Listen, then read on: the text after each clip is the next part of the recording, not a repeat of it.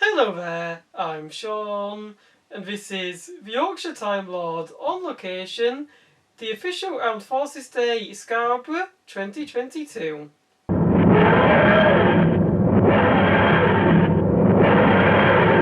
Okay, so for this Yorkshire Time Lord on location video, I visited the official Armed Forces Day in Scarborough. And it was certainly quite a day of programmes.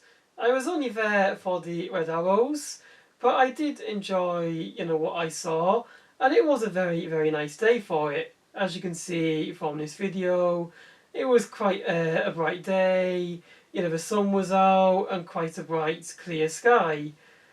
We didn't get a very high profile member of the royal family, it was just the Duke of Kent.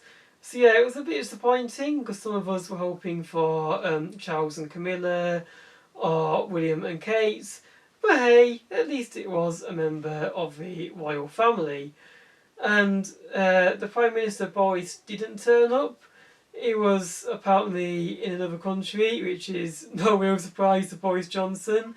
He always seems to be swanning off to other countries, especially whilst there's something going on, like the cost of living crisis. So yeah, I'm not surprised there. That's just typical behaviour from Boris Johnson.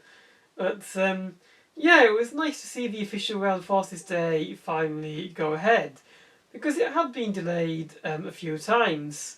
Originally it was supposed to happen in 2020, and then it got delayed because of the pandemic to 2021, and because we were still in a bad place because of the pandemic, it got delayed to this year, 2022.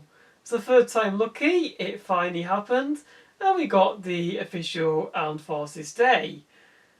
The Red Arrows put on a good show as well, despite being down by 2 members. So yeah, it was a crew of 7 rather than the usual crew of 9. Apparently there was some gross misconduct, and rumours suggest that it was basically 2 of the pilots had been drinking. So it's pretty understandable as to why they couldn't go ahead with the usual 9. They still put on a good display regardless, and they were able to, do the usual really impressive sort of loops in the sky, creating hearts and things like that.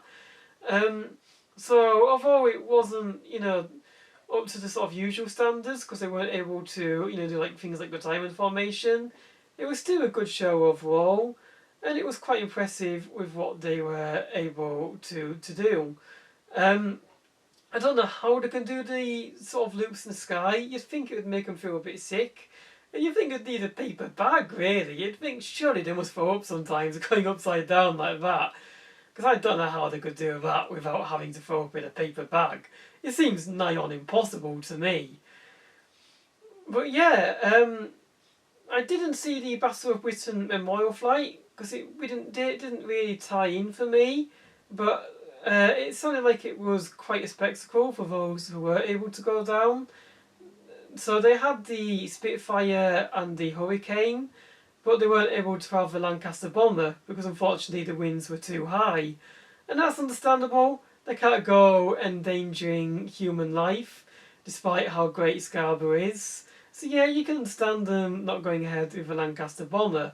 But as you can see from these pictures, it still provided, quite a good spectacle for those who were able to show up, and people were still able to see some pretty classic examples of World War II aircraft. So all's good in the end.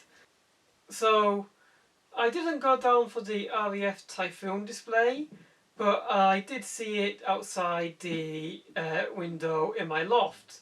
And as you can see from the video displaying right now, I could actually see, a little bit of it. I was actually able to see the RAF Typhoon.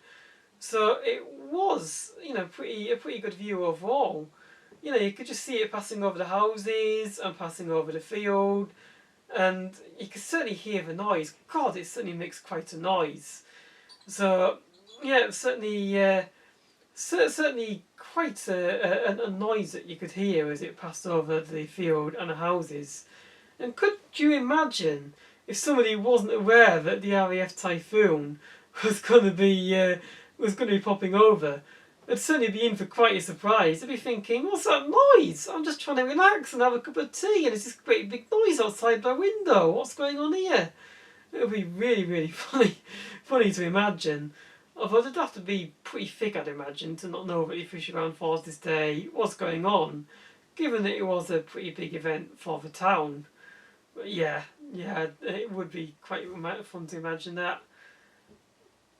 Looking at the programme as well, it seemed that they had two from Britain's Got Talent that were putting on a show as well, called the Soldiers of Swing. And I do remember them from BGT. They were in the 2020 series of Britain's Got Talent, and they were a pair of friends who met in the armed forces. And from what I can remember, they put on quite a good performance with a few sort of jazzy numbers, and they were good enough to make the semi-finals of BGT. So I could imagine they probably put on quite a performance for those that turned up, and I'm sure that the people in the audience would have been left quite satisfied with whatever number they performed. That's quite a quite a high profile sort of act for the town to get as well. An act that's been on Britain's Got Talent, one of the biggest shows in the country. So it's good that they managed to get a duo that have come from a show that's watched by millions. Anyway, did you visit the official Round Forces Day in Scarborough? If so, what did you think? Did you enjoy it? Don't forget to let me know in the comment section below. And did you like what you see? Don't forget to like, comment and subscribe.